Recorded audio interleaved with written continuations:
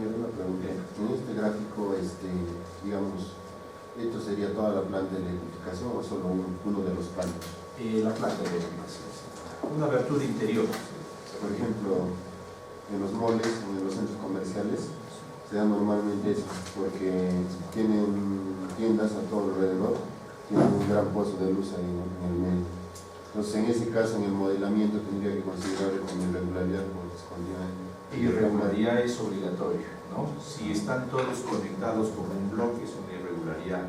Es igual que cuando tú no colocas una junta en un pabellón de una universidad, casi siempre pues tenemos una escalera por un costado y todo el bloque de aulas están así, ¿no?, como el mismo cajón que se tiene, ¿no? Para eso se coloca la junta, ¿no?, la junta para evitar esas aberturas y que trabajen de una manera monolítica todo el bloque, ¿no? Y en estos casos de las irregularidades, lógicamente que un gran problema que tenemos ahí es dónde vas a ubicar el centro de masa, dónde vas a ubicar las fuerzas, ¿no?, cómo es que la vas a conectar, ¿no? Entonces, estas irregularidades más que todo van a que el sistema que tú tengas, ¿no?, vas a tener que considerar lógicamente como fuerzas equivalentes por sectores, no te queda otra alternativa, porque un centro de masa ahí te va a salir en el vacío, ¿no?, definitivamente, ¿no? El centro de masa final te sale en el vacío, porque no vas a colocar una fuerza en el vacío, vas a tener que distribuir las fuerzas de forma equitativa por los paños que se van a tener, ¿no? Entonces, en pocas palabras, la norma lo que trata es de que, ya ahora la actual lo que trata es de que tenga menos irregularidades. A mayor cantidad de irregularidad, mayor castigo, por lo tanto, mayor costo en la construcción, porque te está castigando regular, ¿no?, costo en la construcción, que el propietario ya no va a desear mucho y hasta la arquitectura un poquito que tiene que repensar un poco. Y el propietario tiene que entender de que tiene que gastar mayor dinero porque es una estructura irregular. O sea, acá sería, para evitar la irregularidad, sería conveniente partir en bloques. Juntas. Muy bien, pasamos al proyector. Pues bien, entonces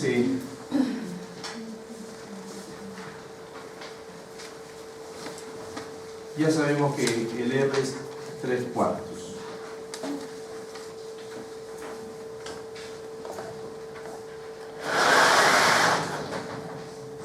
En cuanto a lo que es el análisis sísmico-estático, ¿no?, ¿cómo se va a calcular de acuerdo a la norma del 2006?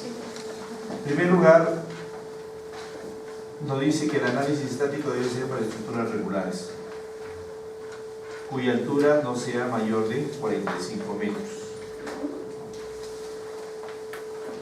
Se inicia con el cálculo del periodo fundamental, que es igual a la altura efectiva del edificio a partir del nivel 0, porque la norma hipotéticamente acá lo va a encontrar, ¿no? Nivel 0, esta es la altura total del edificio, sobre un factor dependiente del sistema estructural. Si es un sistema porticado es 35, si es un sistema dual 45, si es un sistema de muros o de albañilería 60. ¿No? Es lo que nos está dando la norma. Una vez que tienes el periodo fundamental, vas a calcular la fuerza cortante en la base. La fuerza cortante en la base por esta relación, ZUCS sobre R por el peso sísmico. Zona sísmica, uso de importancia, factor o coeficiente de amplificación sísmica. El S, el factor del suelo, el R, factor de reducción sísmica y el peso sísmico. El factor de zona está dividido en tres zonas, 0,4, 0,3, 0,15, como habíamos indicado, ¿no? Obtenido con una probabilidad de 10% en 50 años. El uso para edificaciones esenciales 1,5, importantes 1,3, comunes 1. Acá se tiene las clasificaciones de las edificaciones, centros educativos está como 1,5, hospitales también. En cuanto a centros penitenciarios 1,3, en cuanto a lo que son viviendas, hoteles 1. El factor C, el el factor o coeficiente de amplificación sísmica lo vas a obtener por esta relación 2,5 T sub T sobre T, donde T viene a ser el periodo que se ha calculado previamente y tiene que ser menor a 2,5. Si te sale mayor a 2,5, asumes 2,5. Si te sale menor, asumes el valor que se tiene. Entonces la norma te está parametrando 2,5 como máximo. Habían errores en cuanto a lo que era la interpretación, ¿no? Decían C menor a 2,5, allá, entonces voy a tener que mejorar mi sistema hasta que me salga C menor a 2,5, ¿no? Y eso no indicaba la norma. Entonces en la nueva modificación ya se ha esclarecido un poco todo ello, ¿no? Entonces valían algunas cosas que habían quedado un poquito sueltas, ¿no? Que se han tratado de mejorar en la propuesta. En cuanto al S, también suelo rígido 1, suelo intermedio 1, 2, suelo flexible 1, 4. El T sub P, el periodo del suelo 0,4, 0,6, 0,9. El R, 8 para pórticos, 7 para dual, 6 para muros estructurales, por utilidad 4. Si es, ¿no?, irregular, ya sabemos que va a ser 3/4. Si es aporticado, por lo menos el 80% es absorbido por pórticos y los muros menos del 20%. Entonces no significa que una estructura aporticada es aquella que no tiene muros, ¿no? Sí puede tener muros, pero su aporte tiene que ser menor al 20%. En cuanto a lo que es el sistema dual, los pórticos por lo menos el 50% y los muros lo que es lo restante, ¿no? En cuanto a lo que son muros estructurales, los muros el 80% a más y los pórticos menor a ello. Si la fuerza sísmica se debe de calcular cuando el periodo es menor a 0,7 segundos por esta relación. Peso sísmico por brazo de palanca sobre la suma de los pesos por los brazos. ¿Hasta dónde? Hasta nivel 0. Brazo de palanca, nivel 0, brazo de palanca, nivel 0. Multiplicado por la fuerza cortante en la base. Si el periodo es mayor a 0,7 segundos, se calcula una fuerza adicional de 0,07 T por B, periodo fundamental por la cortante, y debe ser menor a 0,15 la cortante. El resto lo redistribuimos por esta relación. Acá está la fuerza adicional en el último nivel que se tiene que colocar. Una vez que tienes ya todo ello, ya tu excentricidad que hemos hablado, verificas tus derivas. Las derivas de 7 por 1000 para concreto a 0,10 por 1000, albañilería 5 por 1000, madera 10 por 1000. Los desplazamientos siempre se van a multiplicar por 0,75 R. En cuanto a la fuerza sísmica, si el pórtico o un muro absorbe más del 30% del corte total, nos dice que debemos de diseñarlo con un 25% adicional. Y la junta sísmica mayor a 3 centímetros dependiente de la altura que se va a tener entre las dos estructuras, ¿no? Pues bien, entonces resumimos todo ello, ¿no?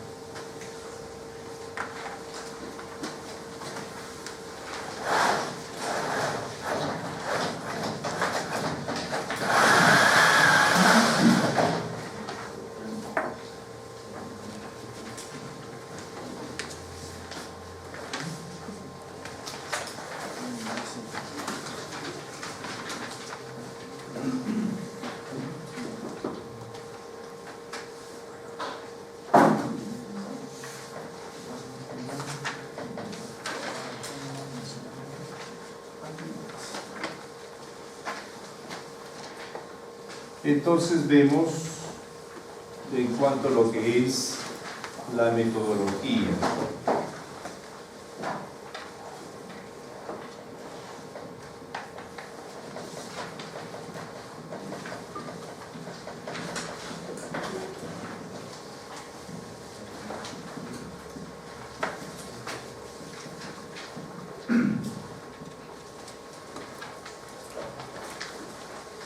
Proceso del análisis sísmico estático. En el análisis sísmico estático debemos entender que tiene ciertas limitaciones. La E030 del 2006 nos dice que tiene que ser para edificios regulares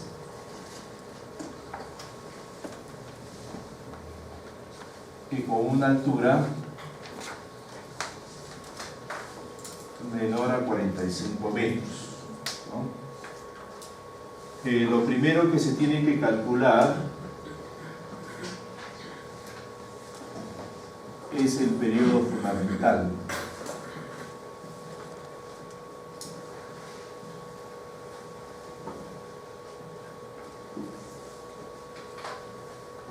Este periodo fundamental lo debo de calcular para ambas direcciones, tanto para X como para Y. Este periodo fundamental es H sub n sobre C sub t, donde H sub n viene a ser la altura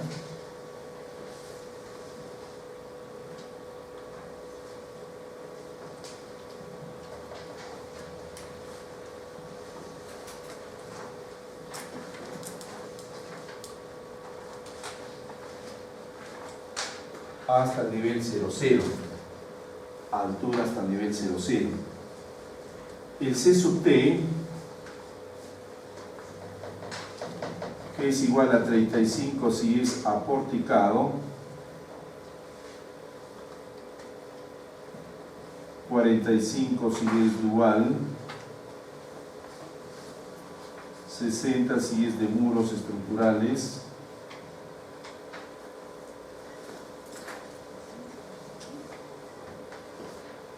o albañilería.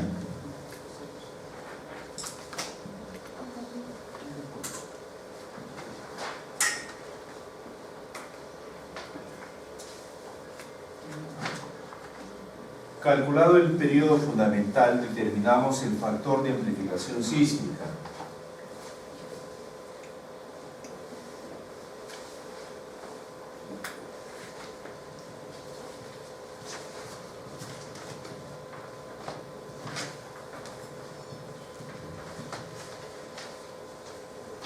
Hay que tener en cuenta que el periodo fundamental del edificio tiene que ser distinto al periodo del suelo.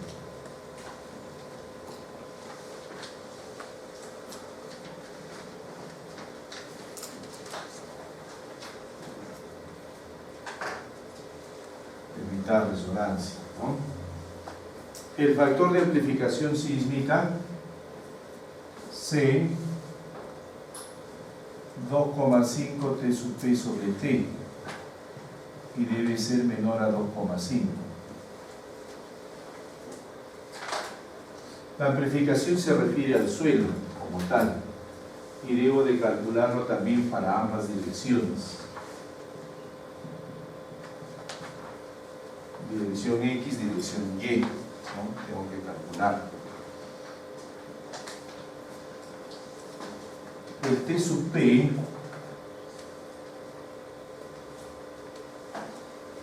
si el suelo es rígido,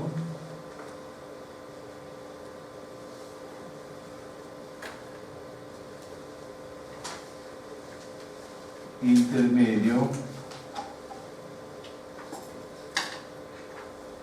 o flexible, el T sub P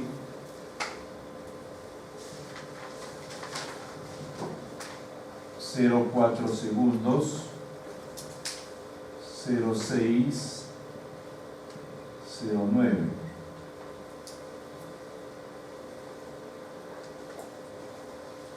Es el periodo del suelo. Periodo del suelo, el T sub P.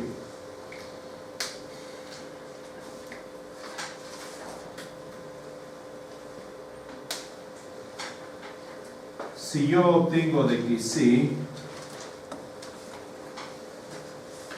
me salió mayor a 2,5, debo de asumir el valor máximo que indica la norma de 2,5. Pero si C es menor a 2,5, debo de asumir su valor.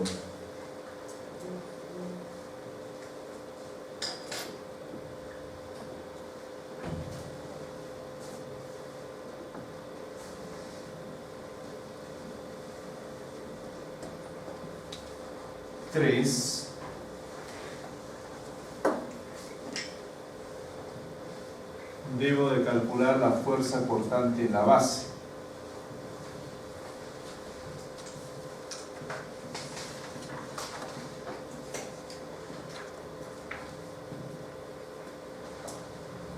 Fuerza cortante en la base. Esta fuerza cortante en la base la voy a obtener tanto para X como para Y.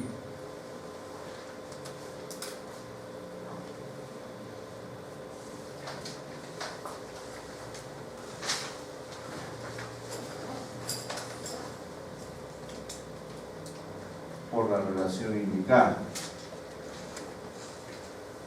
En la E030 del 2006,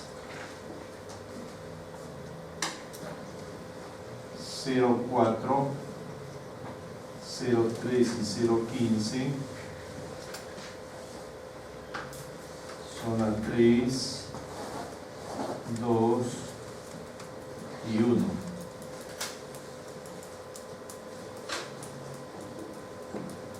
El U, este bloque a la izquierda se puede borrar.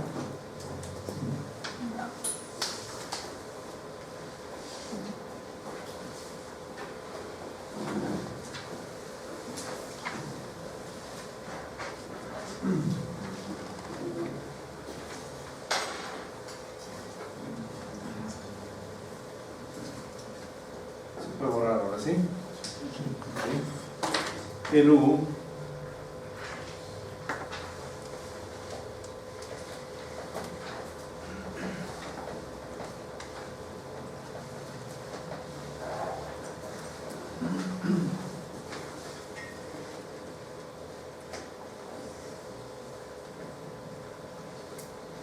(1,5) cuando el edificio es esencial,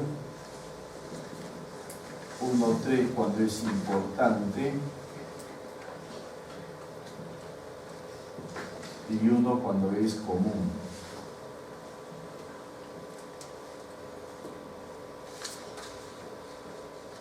Esencial, importante y común. En C ya vemos el S. El factor del suelo es igual a 1 cuando es suelo rígido.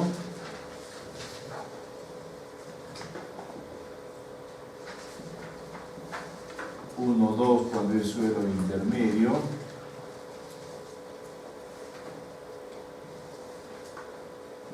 Y 1, 4 cuando es flexible.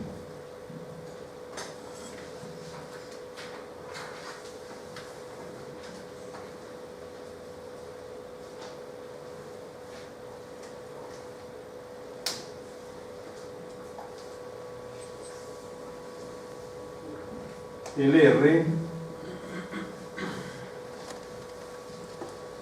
es igual a 8 cuando es aporticado,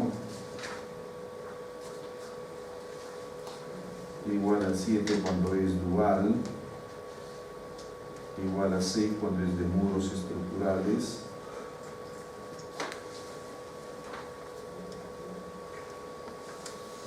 igual a 4 cuando es muros de utilidad limitada.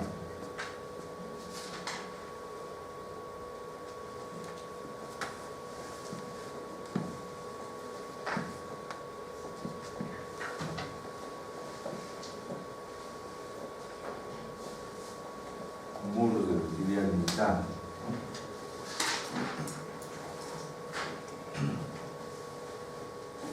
Este R es siempre y cuando sean regulares.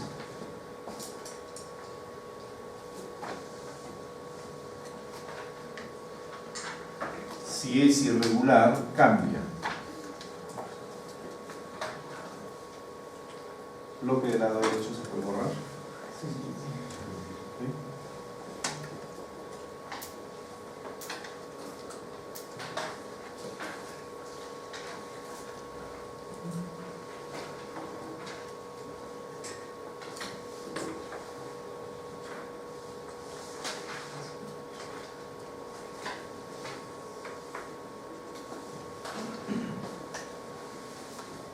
El R para el irregular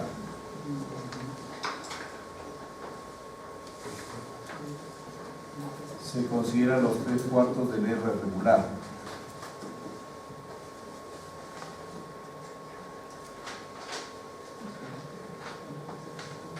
Se dice que es aporticado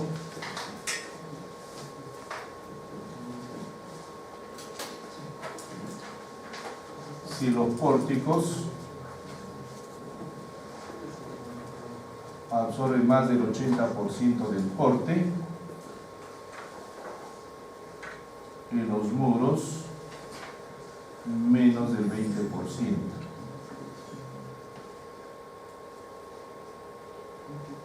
Se dice que es un sistema dual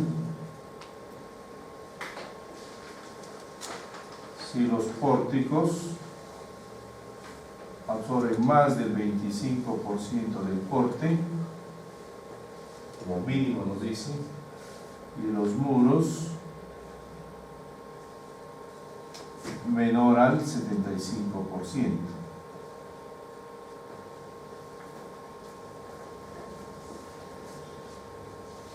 Y de muros estructurales